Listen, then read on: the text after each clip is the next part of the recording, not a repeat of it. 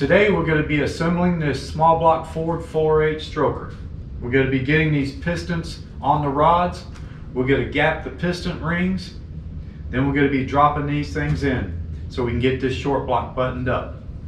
So stay tuned and follow along. Welcome to the Savage Productions YouTube channel. Hey, what's up everybody? Thanks for checking the channel out today. So as you can see, I'm going to be putting together this short block. This is a mild 408 small block Ford stroker. We kind of consider this our level 1 build. This one's probably going to make somewhere in the neighborhood of the high 400 range, maybe mid 400 foot-pounds of torque, something like that. It's mainly going to be something that's going to make power to about 6,000 RPM. And it's just going to make good torque. That's the goal on this build.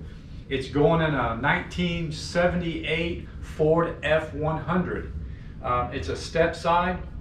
The trucks are not very heavy.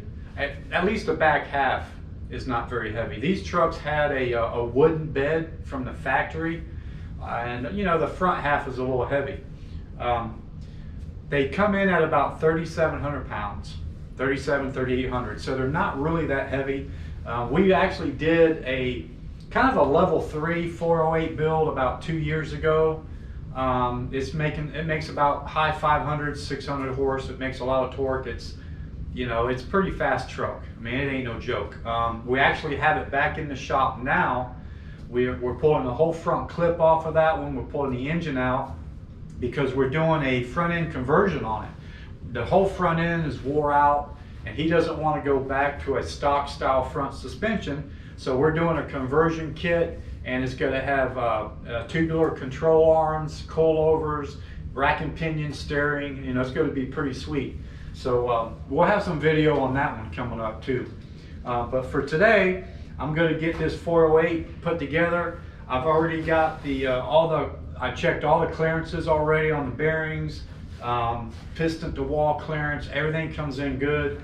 I've got the crankshaft dropped in. This rotating assembly is a SCAT rotating assembly. It's one of their CAST 9000 kits. It's an affordable kit. It handles good power, and it would actually handle more RPM than 6,000, right? But we're basically building this to have good torque and good power up to about 6,000, 6,200, that's about it. So this kit has a cast crank, but they're very strong. I mean, it's a big crank. It has forged I-beam rods. They're not H-beam, they are I-beam, which is a lot lighter. It's got good ARP rod bolts. They're the 8740 series ARPs. They're decent.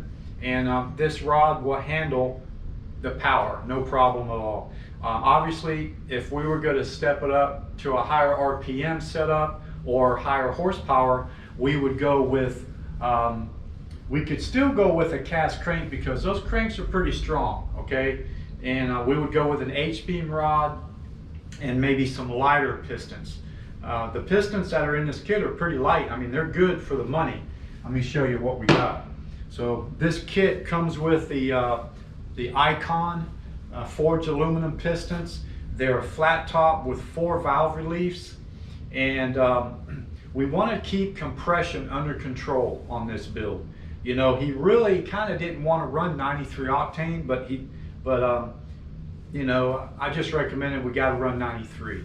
He said that he would probably run like a 91 octane, which would still be fine with the compression. So these pistons are pretty cool. Normally when you do a 408 and you have, let's say, a 58cc chamber head, when you go with a flat top 2 valve relief, your compression gets a little bit on the high side where you have to watch your octane. And typically what you have to do is you have to put a dish piston in there to get the octane, or to get the compression below 11 to 1, so you can safely run 93 octane. Well, with these pistons, since it has 4 valve reliefs, these are they're a 16cc valve relief. So If you only have 2 valve reliefs, that would be about half of that. Typically, they would be somewhere around a 6 cc to a 7. Well, since this one's got, basically, they got deeper valve reliefs, and it equals to 16 cc's on both sides. So this really keeps the compression under control. We're still going to be coming in at probably somewhere around above 10.5 to 1, but it'll be below 11, and we'll be good to go on 93 octane. And they don't weigh a lot. I mean, they're a budget piston, but they're forged aluminum. They're strong, and they have a real thick top layer above the top ring here. So they work very well. So anyway, I've already got number 1 and number 2 piston on the rods already, and I've already got the rods marked. So they don't come marked at all. They just have some part numbers and the rod length on there. But what I do is I got a Dremel tool, and I actually scribe the numbers on all the rods, the rod and the cap. Okay, I've already got that done. On small block Fords, all you really have to watch out for to get these rods in the block in the correct orientation is, so this is number 1 cylinder right here. Number 1 cylinder is going to be facing the crankshaft, right? The rod will be. So on these rods, you're going to see a nice big taper on one side, and then you're going to have a real small taper on the other. The large taper always goes towards the crankshaft. This side will go towards the other rod that's on the opposite side of the engine, and of course it'll be flipped around like this, where the taper will be facing the crank on that side.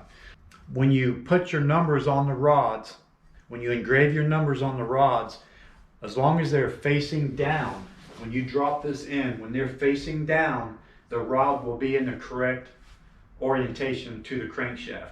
Doesn't matter what side of the engine you're on. If you come over here and the number that you engraved is facing down, the orientation of the rod will be correct for that cylinder. That side will be on the crankshaft side, this side will be on the other rod side, okay? You can look at it that way, or you can look at it the other way, right? If you have it dropped in like this, instead of your numbers that you put in on the downside, the factory numbers they have in will be up. So that's what it makes it a little easier getting these situated. Now, on these pistons, typically if you have a 2 valve relief piston, your valve reliefs are always going to be on the top part of the block, right? On the intake side of the block. But what they've done to not confuse people is they've actually put an arrow facing towards the front of the block. So when you put these rods on the pistons, you just want to make sure the big bevel is facing towards the crank, the arrow is facing towards the front, and it's going to go just like that. You drop it down, and then now when you stick it on there and put your pin in, you're good to go. All right, so I'm going to go ahead and get started. I want to get these pistons on the rods. I've already got 2 of them on. So these have the spiral locks. A lot of people hate these things. They can be kind of a pain in the butt, but it is what it is. Some pistons come with spiral locks, some of them come with C-clips, different type of stuff. Now, sometimes you'll get a piston that will have 2 spiral locks on each side of the piston. And what it is the spiral lock is just not as wide, so they give you 2 of them. Well, pretty much anymore now, they make them wide enough to give you 1.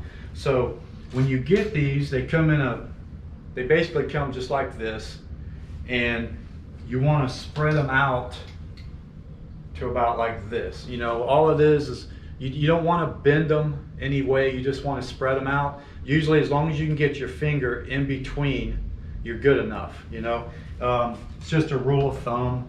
So on these, what I normally do, I just get my fingernail here on the end, and then I'll get one on this end, and I'll kind of separate them a little bit, and then I'll try to get into the middle like this and separate just a little bit. If you keep trying to pull on the outsides too hard, you'll bend them out, and you really don't want to do that. They'll be harder to get in. So they're hard enough to get in as it is, but these, as long as you kind of bend them out even like that, that's really all you need to do. So I go ahead and I get all of them already bent, get them ready to go. I've got all the rods lubricated with bearing lube inside the bushings. And then what I'll do is I'll put a little bit, and it really doesn't matter which one you start with. I go ahead and I put one of the spiral locks on one side of the piston, and you don't have to do this. I find that if you lubricate it just a little bit, the piston, it makes it a little bit easier to get the spiral lock in. And also I find I use these rags. These are lint free, you know, the disposable. You can get these, they sell these particular ones at auto supply, you know, paint supply shop. You can get them for engine building too, but I like using them when I'm putting, you know, the engine together, because you don't get any lint from these. Once they get so dirty and saturated, I just throw it away. Boom, I pull another one out. This is the box right here. So you could get them from your local paint supply store. So these, you know, they can be fun, but you know, you just have to take your time and do it. So what I do, I use this table. I've got my workbench set over there too with a wooden top. I don't like using any type of metal or stainless steel tops when I assemble engines, but I like using this. I got this at Harbor Freight a few years ago. It's one of their larger plastic tool trays, but what's nice about it is you can't damage or scratch up the pistons or anything, and I use this side right here to support the piston, okay? And so what I do first is I've just been using this. It's a little screwdriver from Snap-on. You know, you can get them wherever.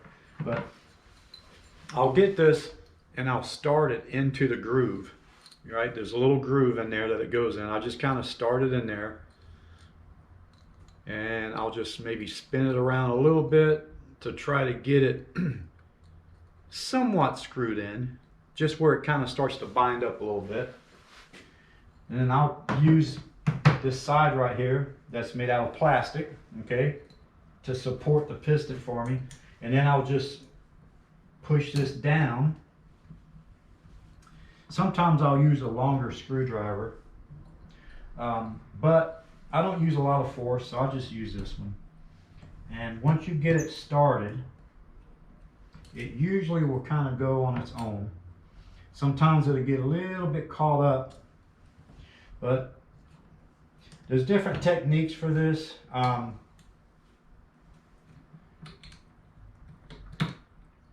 But once you get a few of them started, you'll kind of get a little technique, a little routine down to get them in.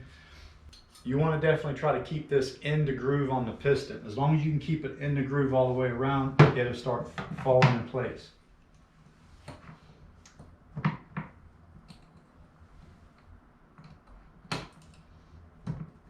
And sometimes, like right there, it was trying to catch on the outside. When that happens, just grab a hold of this, whatever's sticking out last, and pull it towards you as you push down on the screwdriver. And when you do that, it'll pop in from the lip on the outside of the piston. And you don't want to do a lot of force. You don't have to, you know, do a lot of force. If you see that it's kind of catching, just grab it with your thumb, kind of pull it towards you a little bit, and once you push it in, it'll go right in. And then once you get it started, just kind of go in a circle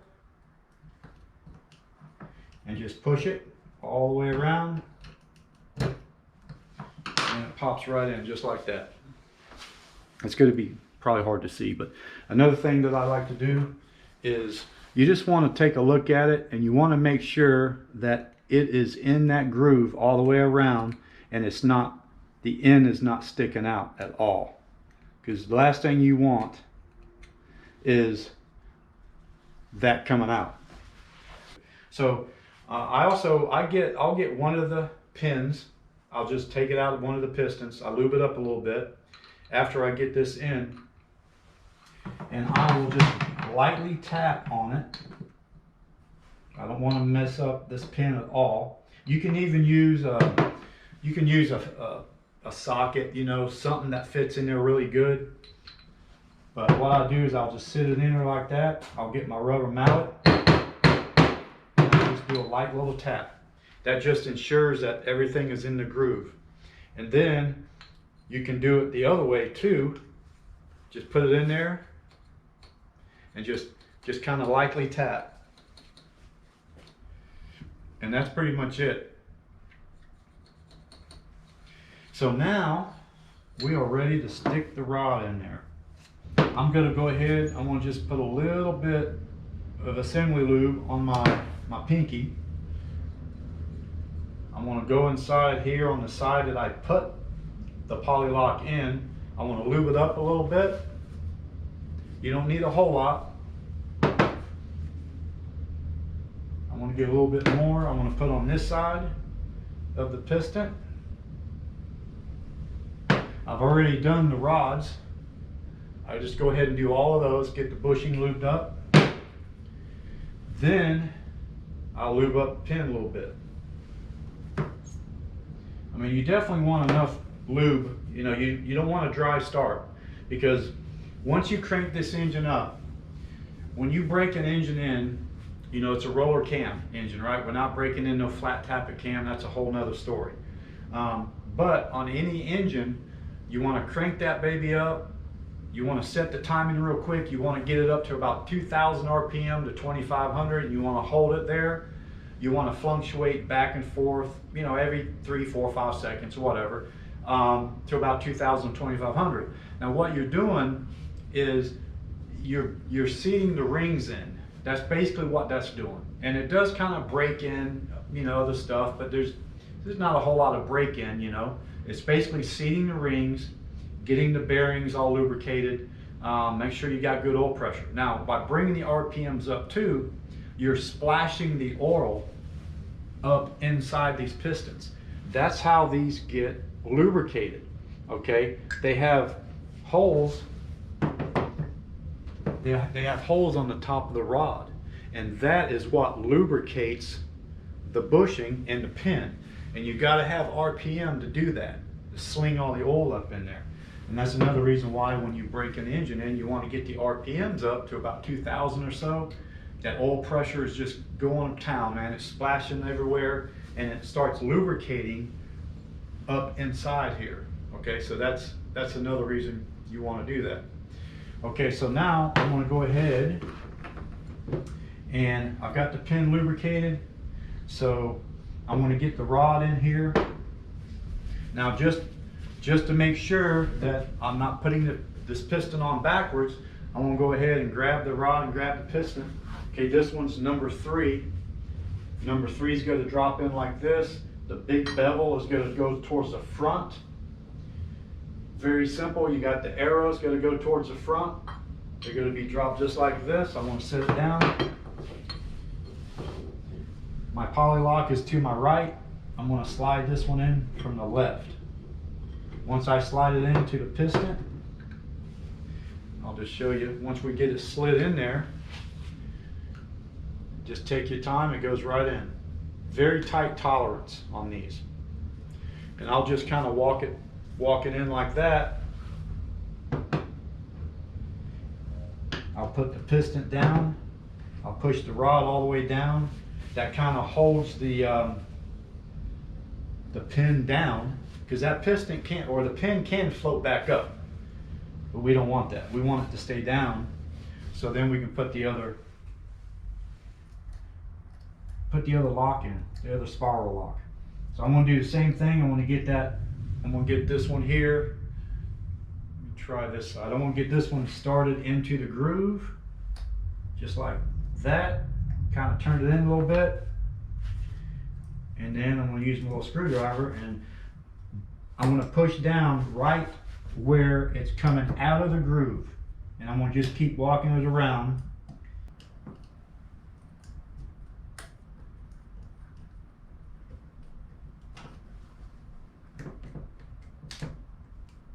There it is. So now I'm gonna just get this, make sure it's lubricated good. It's gonna go in there, nice and easy. Just to make sure. And it is good to go. After you get it in, just kind of take a quick peek and make sure that they are all seated in the groove. And you can tell even on that last part of that spiral lock, it's in the groove. So, and that's pretty much it, man. That is it. So there's number 3. I've got a few more left. So I'm gonna go ahead and I'm gonna get the rest of these on.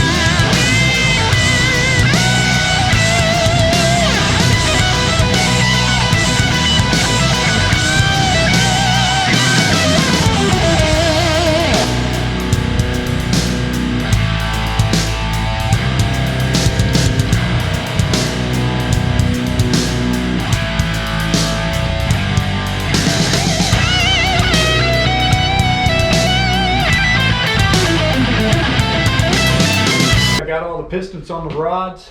It went good. There was a couple of them that was a little bit of a pain, you know, but that's just the way it is. I double checked them, made sure all of them were in the grooves. That's very important, and they're all good to go. So now I'm actually gapping the rings, the piston rings.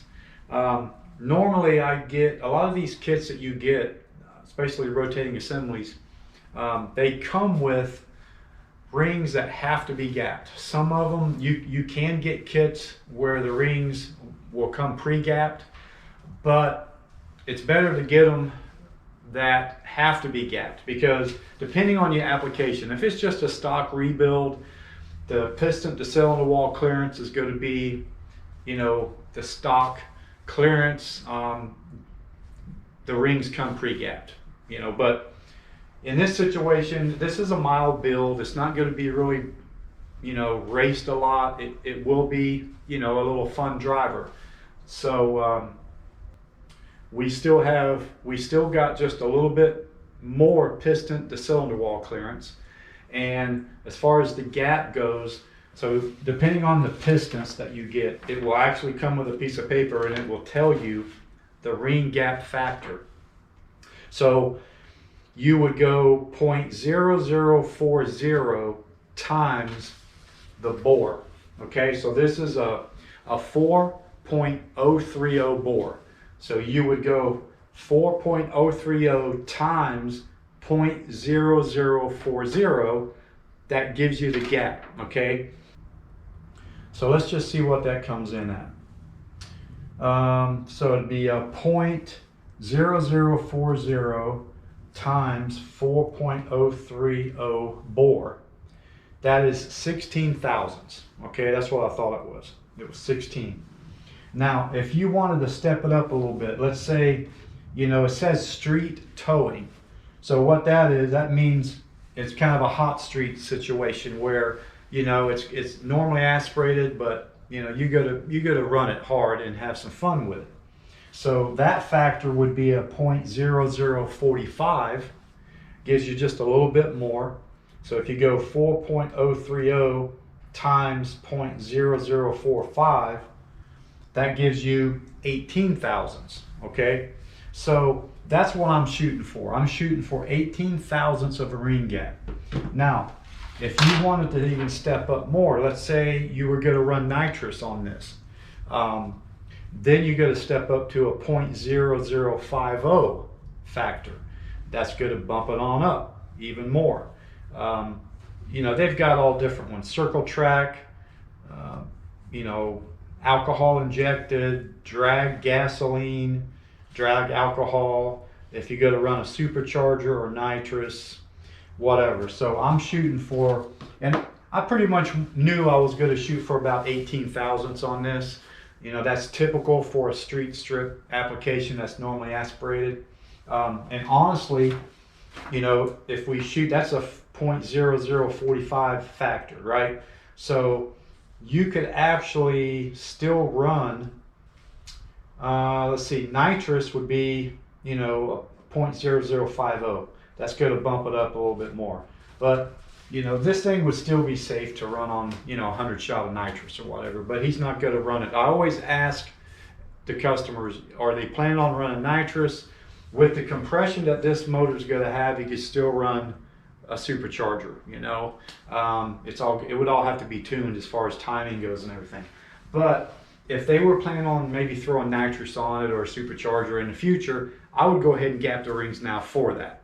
But he's not going to do that. So I want to go ahead and I want to put him in 18. Now, the bottom ring, the second ring, there's always been, you know, back in the day, you generally, if you had, let's say we had 16 thousandths on the top ring, you would bring the bottom ring in at 14, okay? Only a couple thousandths less because it doesn't get as hot on the second ring. Well, time has kind of shown where if you gap the second ring the same as the top ring or a little bigger than the top ring, it actually will make a little bit more power. So that's still up for debate. Some people say yes, some people say no.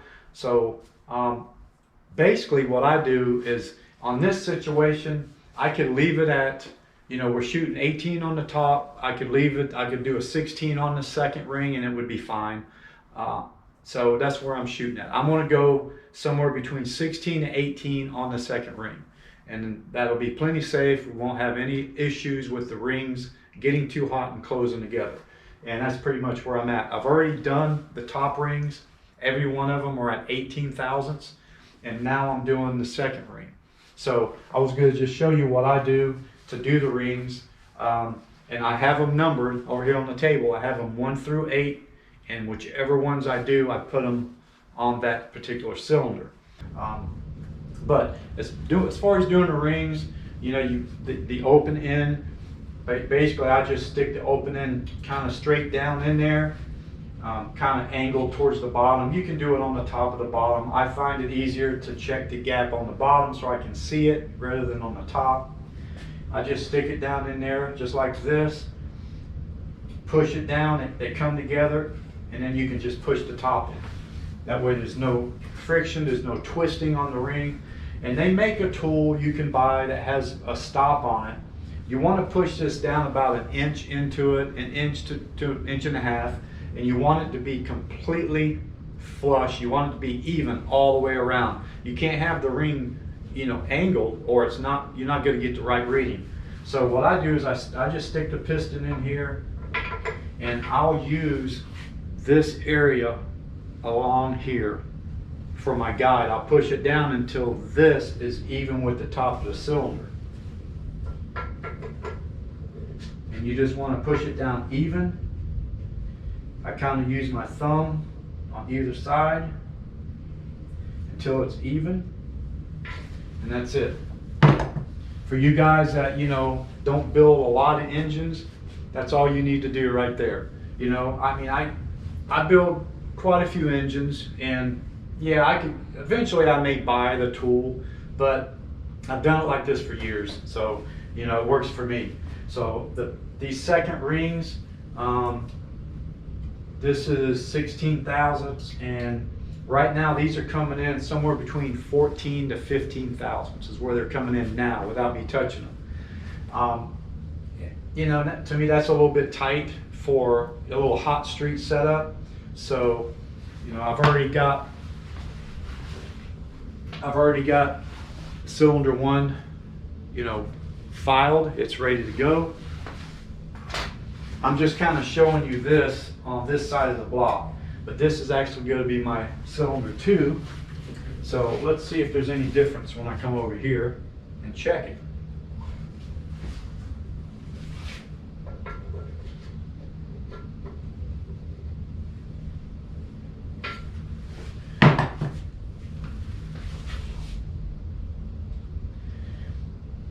And This one's coming in at about 15 thousandths, which actually 15 would probably be fine, but like I said, I want to open them up.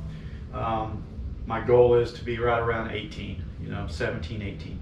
16 will be the absolute minimum. But with this little deal, let me turn this camera around. I'm going to show you what I bought. Okay, I got this thing turned around. I want you to see this. This is pretty cool. I've always gapped my rings with a bench grinder. It's kind of a big no-no in the industry, but I've done it a very long time, and I've got to know how much to take off at a time. Now, yes, I have went too far a few times, not too many times. I've been lucky, knock on wood, but I have went too far before and had to buy a new set of rings just to replace one or two or three in the bunch that I went over. So you can do it with a bench grinder. You got to be very careful. You got to do a little bit at a time. You got to check it a little bit at a time and check it. Or you can get something like this. Now they do have them that has a hand crank on them. They mount to you can actually put them on a vise, so you don't have to mount them to a table. They have a little hand crank. It's just got a little, kind of like a cutting stone here, but it's a little bit thicker. And those are very cheap. You can get those for you guys that just want to build your engine and gap your own rings. It takes a little bit of time, but it is what it is. But this thing I think was about $50 or 60, I believe. They had a few different manufacturers of these, and honestly, they all look the same. This one is a Summit Racing brand. I got it from Summit Racing, and it works pretty good. It's got a little dial indicator on it here. It's got a couple adjustments depending on the size of the ring. So what I do is I kind of get it on here.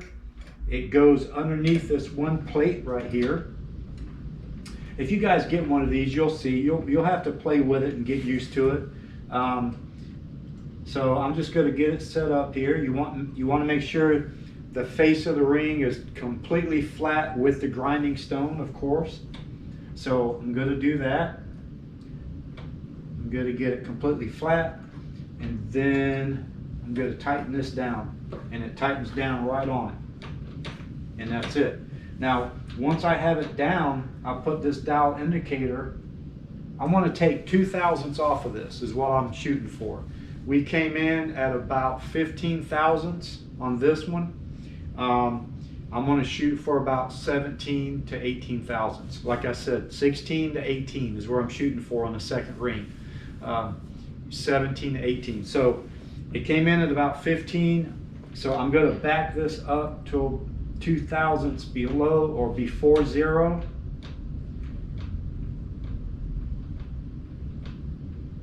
Which is right about there. This one, being that it's a little cheaper, I noticed that the whole assembly it kind of wobbles a little bit.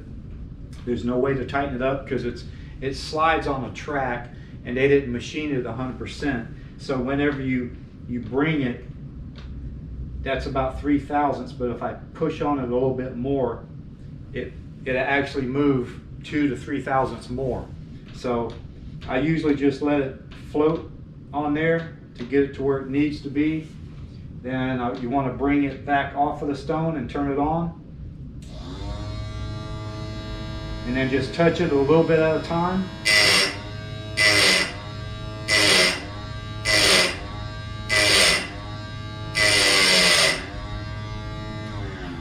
And I touched it until I could see it coming closer and closer to zero.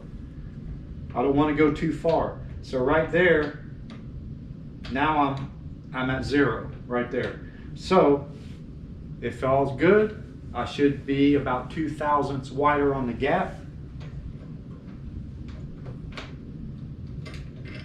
So let me go check it out. Now before you check it, you want to make sure there's no burrs sticking out.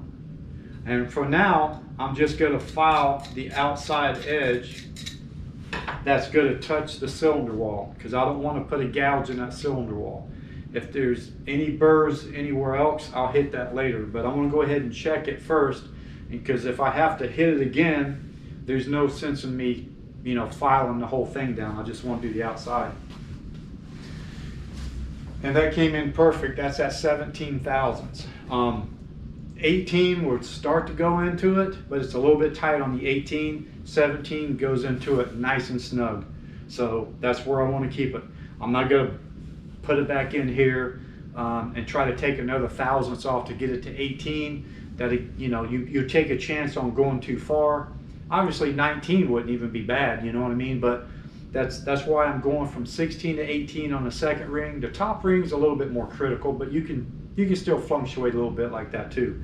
So, but that's pretty much it, man. This thing, to me, it saves a little bit of time. It really does. You know, it's for something that doesn't cost so much money, it works pretty well. And it makes a little bit of a mess by the time you get all the rings done. You have a very, very fine graphite type of shavings, but it stays right into this area. And once I'm done, I kind of sweep it all on the floor and I sweep it up because I want to keep this room clean for, you know, building these engines. I don't want any dirt or dust or anything in here. So this one was actually number 5, so I want to set it right here. And on to number 6.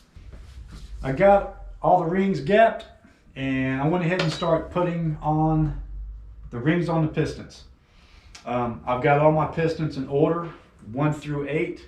That way, and I've been grabbing the rings, you know, they're 1 through 8. I've got all of them done except the last 2. I went ahead and put all the oil rings on. You know, they're pretty simple. You know, when you get these kits, they come with directions on which way to configure the rings and everything. I probably should have showed you guys kind of how to do the oil rings, but it's pretty straightforward. It's really easy.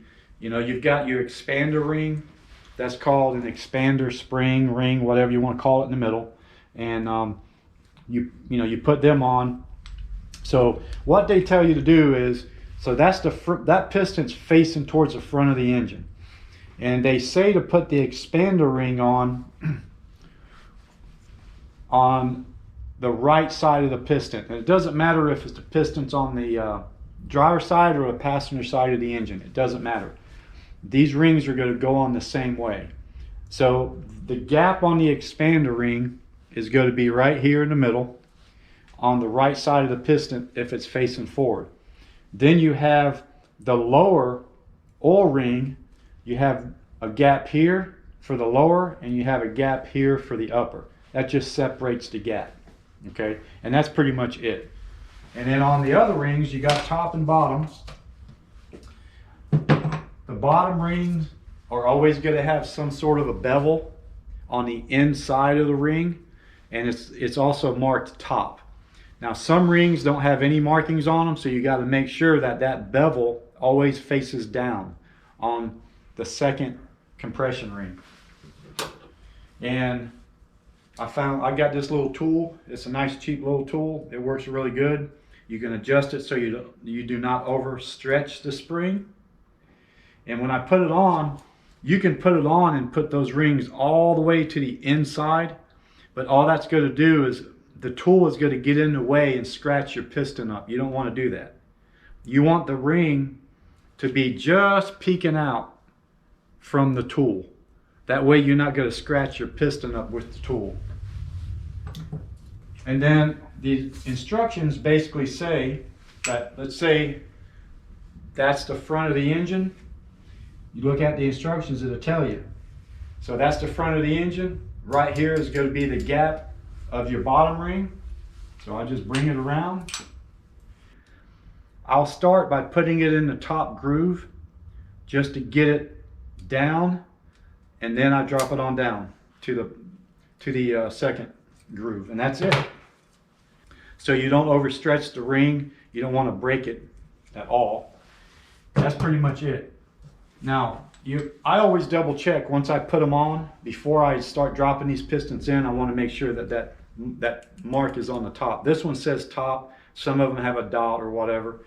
I'll tell you what too, you also want to check, even if it says top or it has a dot on it, just be sure to look at the ring, make sure the bevel is down. I had it happen one time and one time only where all the rings were marked top, but the bevel was on the top side, not the bottom side. You know, it happens. So always make sure that that bevel is facing down, even if it says top on it. Now, on these pistons, the rings have a molly facing. The top ring has a molly facing on it. They come in a package. It says top, it says first ring, second ring, and so on. These particular rings, they don't have a bevel. There's no bevel on them at all. Some rings have a bevel, and usually the bevel faces up. So these don't have a bevel, so it doesn't matter which way they go. But I just do the same thing. I put it on here, make sure that the ring is sticking out a little bit.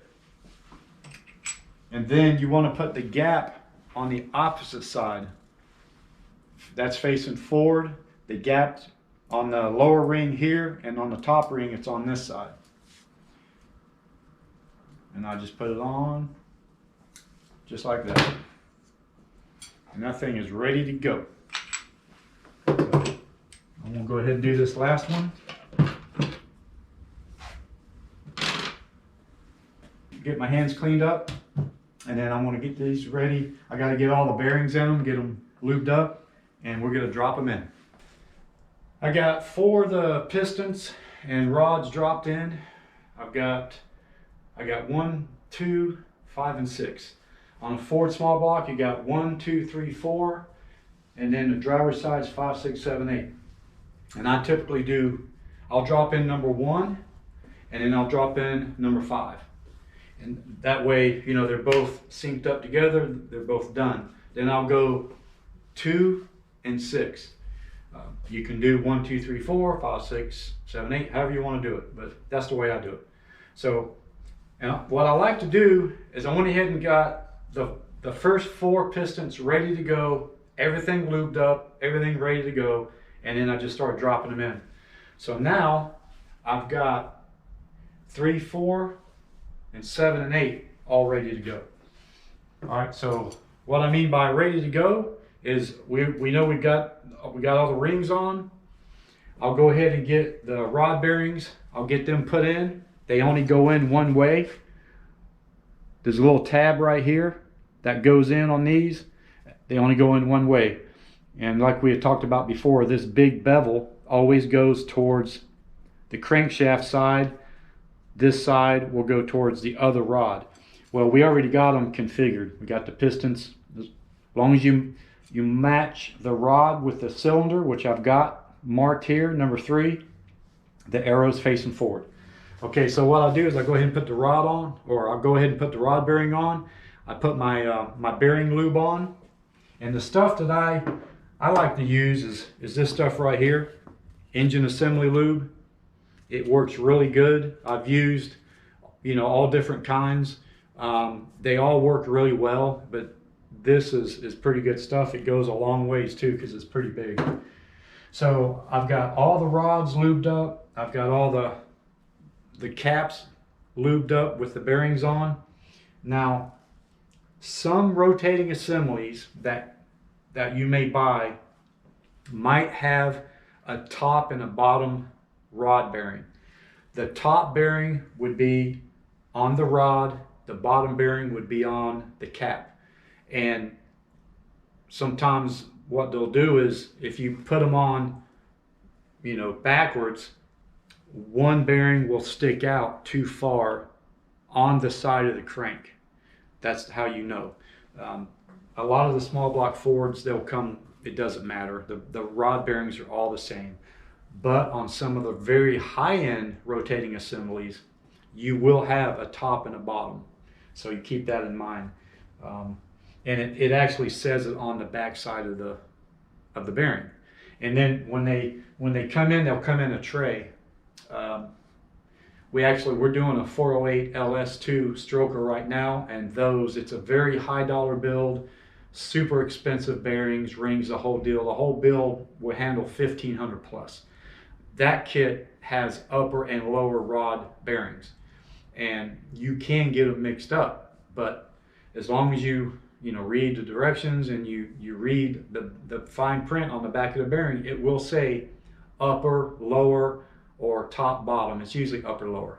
Okay, I'm not going to get into that. So I go ahead and I get my ARP lube that comes with the kit or with the ARP fasteners or whatever, I go ahead and lube up the threads, and then I'll put a little lube on the face of the bolt. I've got all of them lubed up and ready to go. And something else that you want to do, which I did a long time ago, is whenever you get your block from the machine shop, it's usually very, very clean, but I always go over and I spray the whole block down with brake clean. I won't spray in the cylinder walls with brake clean.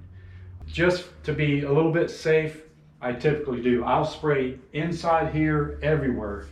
I'll spray the block down very good with brake clean. I won't do it in the cylinder walls, and I'll tell you why in a minute. I spray through all the oil galleys, and then I'll get my my air gun and I'll blow out all the oil galleys through the block. I spray everything down real good. Now the block is ready to paint, and I tape off the block. I'll go ahead and paint it. Now once the paint is completely dry and good to go, then I clean the cylinder walls with transmission fluid. A lot of guys do this. You want to get a lint-free rag. Same lint-free rags that I showed you earlier. You just want to fold them up really good. You get some, just transmission fluid, whatever. You don't want like high dollar stuff. Just get some good old transmission fluid.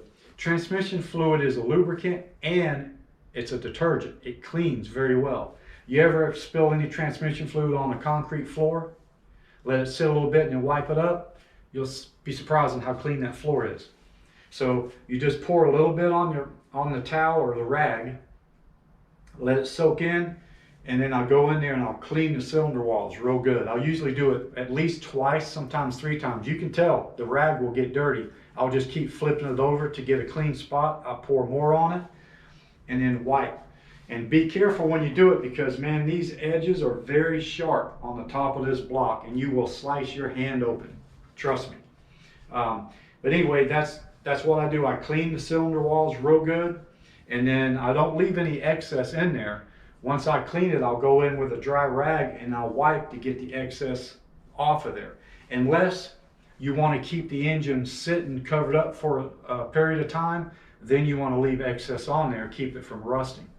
But at that point, I just kind of wipe it down before I drop the pistons in. I'll wipe the cylinder walls down a little bit more, and then I just get regular motor oil. You don't want synthetic blend or full synthetic. You want regular conventional motor oil. Now they do have oil that you can buy that's especially designed for wiping the cylinder walls down. Pre-assembly oil is what it is. You don't really need that. I just get some good old 10W30 or 1040, whatever, and I'll just pour a little bit on my fingers, and then I'll wipe a little bit on the top edges. You don't really have to go all the way down and wipe it all the way down, because you'll get oil all the way down there. So this is going to be the next one in line. It's going to be number 3, and I'll just get a little bit. I'll run on the skirt of the piston all the way down, and then I'll make sure I wipe it. Try not to move the rings to get them out of, you're going to have to straighten the rings up before you do the final drop in, but try not to move the rings too much. You want to get some oil on the rings and on the sides of the piston. You really don't want any on the top. You don't have to get any in here, nothing touches. Just wherever it's going to be rubbing on the cylinder wall. And it's not a bad idea to kind of move the rings in and out. That way they get a little lubrication in there. And then I do a final check on the rings to make sure everything is located where it's supposed to be located. Just like that. These are really cool. I've used a lot of the adjustable ring compressors that tighten up or that clamp. They're just a pain in the butt to deal with. Even the ones that just squeeze clamp. Sometimes you go to tap them in and the ring pops out and you can't get it in. These are what you want. These are tapered ring compressors. They're very cheap. I think these are like 15 to 20 bucks, maybe 25 bucks a piece. Just get whatever size you need I've got a whole bunch of them I've bought through the years. I've got every size. I even got for LS. But you just go on there. They only go on one way. You just want to make sure the right side up. So I want to just drop it in. Okay, before I do this, I get the crankshaft on whatever cylinder I'm working on. I get the crankshaft pointed straight down. It's right in the middle, straight down. And you'll have plenty of room. You're not going to hit the crankshaft. I just kind of push the rings in a little bit. Now, it's not going to go down very far because it's going to try to hit the cylinder or hit the block. Then you just kind of push them a little bit. See how it kind of drops down? Now that's going to go right into the cylinder.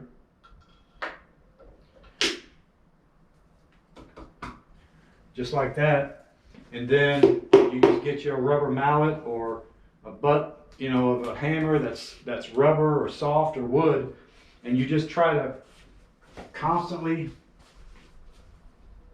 just kind of one motion. Just keep on going. Just like that. These things are a lifesaver, trust me. Okay, now that it's in, now I start watching the bottom. I'll put my finger on it. I'll tap it down, and when I start getting close to the crank, what I'll do is, I want to show you since you can't see. What I'll do is, once I'm getting close to the crank, I go like this. Because I'll go, it'll hit the crank here, it'll hit the crank here. I barely tap it.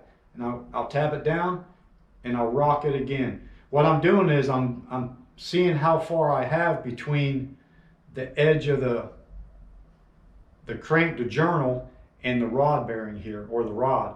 I'll tap it and I'll check it, tap it and check it. And I want to make sure I'm in the middle, so as I'm tapping it down, I'm not getting caught on the edges. The very first rod on that journal, piece of cake. You can do it no problem. The second rod on that journal, you have to be a little careful because you can get caught sideways and you can nick up very easily. You can nick up the journal on the crankshaft. So you got to make sure the piston is going in straight. And you want to do that every time you drop any piston in, but especially on the second piston on that journal, you want to be careful. So I'm going to go ahead and tap it on in while I'm making sure that the rod is in the center of the journal.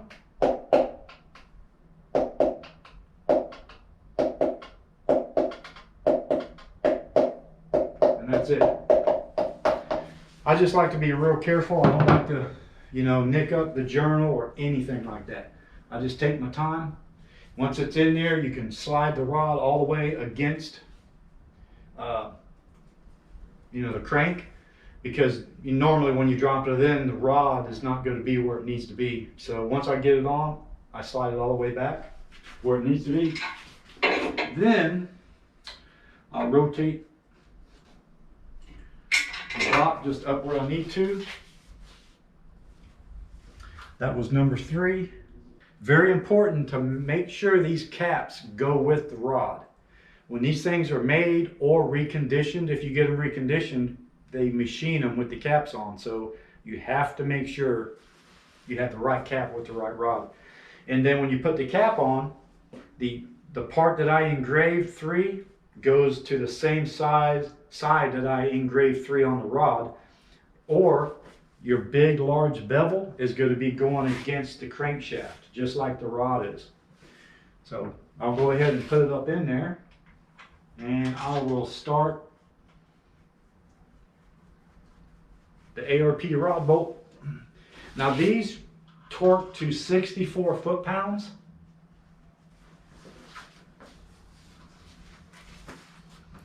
The kit comes with basically specifications that talk about whatever size, rod bolt. The 347, since it's a 302 base, it actually came with 3/8 ARP 8740 cap bolts, and they torqued it down to 45 foot-pounds. You've got 5/16. They even showed a thread count, 5/16 by 1.500, whatever. But on this one, it has 7/16. The 351s have a larger cap bolt. So these were 7/16 ARP 8740s. They torqued to 64 foot-pounds.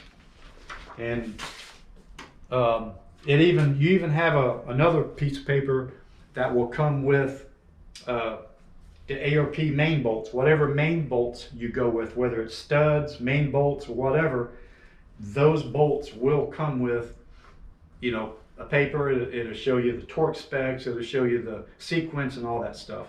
And if it doesn't, you can just go on ARP's website and download it, print it off. So I normally use my drill to run them up a lot faster, but I've got the drill out there in the shop. I was using it earlier because I ran another air line over here, and I'm installing another hose reel on the new side of the shop. So I've already got this one set up for 64 foot-pounds. You just want to make sure these are ran in tight, or ran in evenly, I should say, before you torque them down. I'll have to go out there and get my little drill because it makes it a lot faster, but this is fine. And I don't like just to go straight 64 foot-pounds. I'll just snug it up on either side, and then I'll come back and do the final. Just like that. Now, what I do, for just a little bit of safety, is I'll go ahead and I'll mark these as I tighten them up, as I torque them. Because you never know, you could be in the middle of it, phone could ring, somebody could walk in, and then if you don't go back and double check, you may have one that's not torqued. I do that on all the mains and everything. So, all right, so that's good for number 3. So I'm going to go ahead and do number 7. And go ahead and rotate this so number 7 is straight down.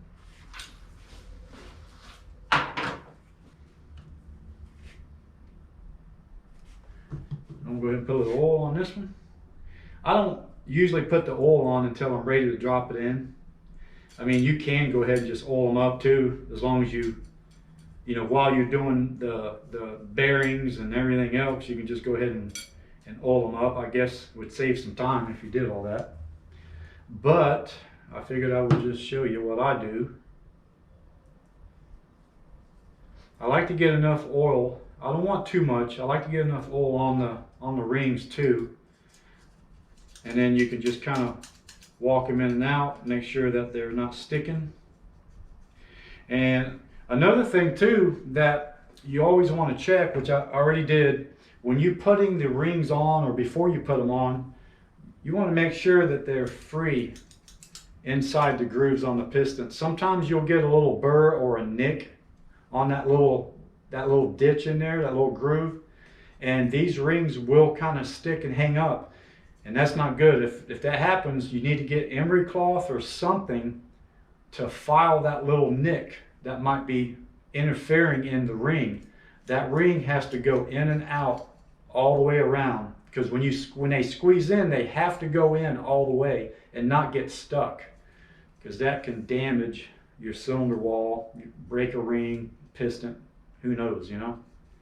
So I want to get these back where they need to go again, because it was a little bit ago.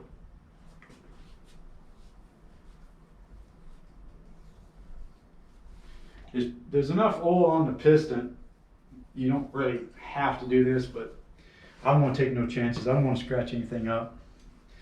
I know this one guy that's a really good engine builder. He's been doing it for years, older guy.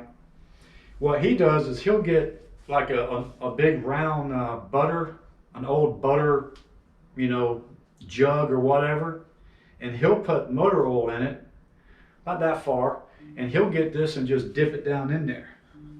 he'll dip it down and just kind of shake it off a little bit, and then he'll pop them on in.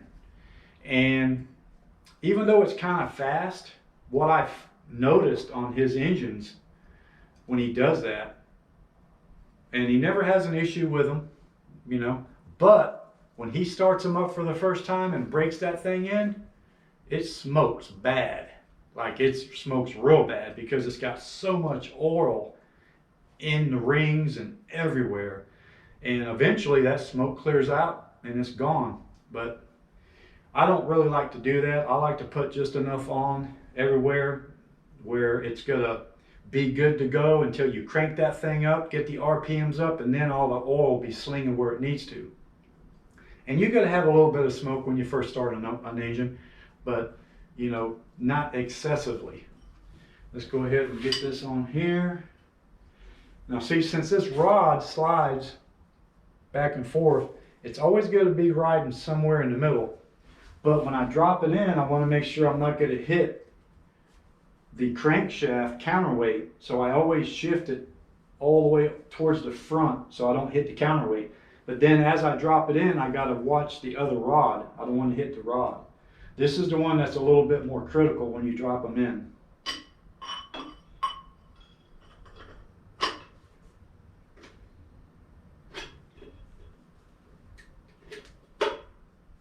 See, right there, it won't go in unless you kind of move the piston around to get it lined up with the cylinder hole. But usually I'll just pick it up out of there. I'll push it down, and then you can drop it right in.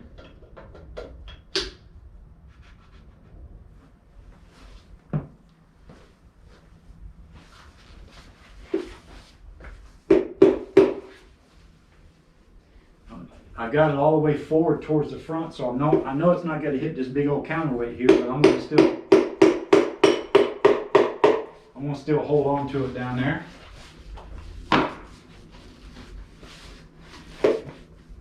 And then, while I'm doing it, I want to make sure that I'm turning it and it's straight.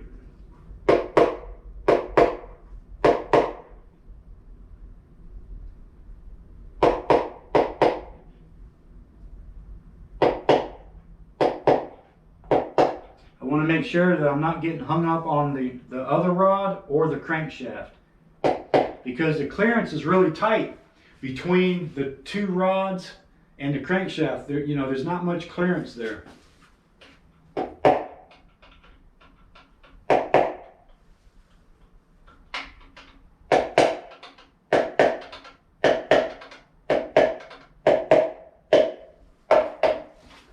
You know, there is a spec for clearance, okay?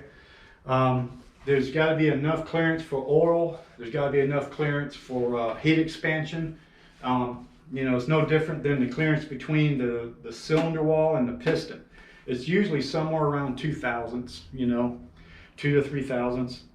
But I usually check all that too. Never have a problem. You know, it all comes right in where it needs to be. So I got that one in. Now I want to flip it up.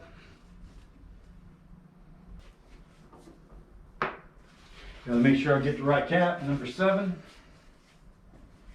The bevel is going to go towards the crank. My little engraving that I did on number 7 is going to match with the other number 7 that I engraved.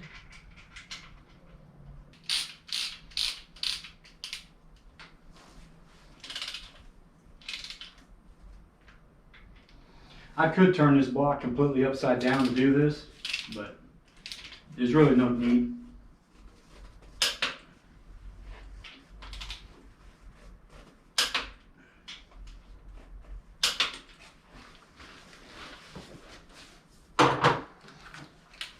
Go ahead and mark them.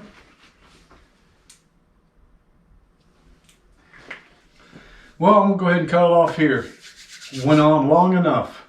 Thanks for sticking with me to the end. Be sure to check out part 2 of this small block build. We're going to throw the cam in, get a timing chain on, we're going to degree it in, and we do the oil pump, pickup, we'll throw the oil pan on, check clearance on the oil pan. That'll be part 2. If we have enough time, we'll go ahead and throw the heads on too, but there may be 3 parts of this build, okay? I do appreciate it. If you guys haven't subscribed, consider subscribing to the channel. That definitely helps us out. Leave some comments. Let us know what you think about this build. Like and share the videos. And don't forget to hit the notification bell, so you get notifications when videos come out. All right? Appreciate it. We'll catch you on the next video.